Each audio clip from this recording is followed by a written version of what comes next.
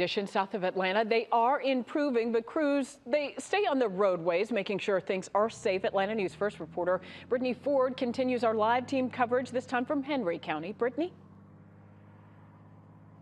Well, Tracy, Henry County Emergency Management says they've been preparing for this winter weather emergency for days. And besides, I'll tell you, a couple of abandoned cars. We've seen some cars that have actually slid off the road in those slick spots. Things have been smooth. You can take a look at your screen there. County officials have had 6 crews out salting and sanding, plowing roads all day long here. Jonesboro Road, where we're along right now, one of their main focuses as the main artery throughout the county. Officials say they've fully staffed public works crews, fire departments, 911, EMS, and the sheriff's office to respond to local emergencies.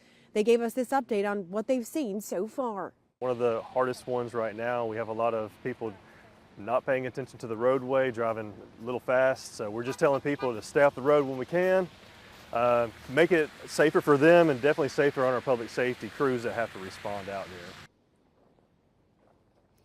Now, this is what they're worried about in the hours to come, that rain that'll turn into freezing rain. We're actually seeing some of it. You can see right now that freezing rain coming into the area and how that will shift their response efforts. Reporting live in McDonough, Brittany Ford, Atlanta News First.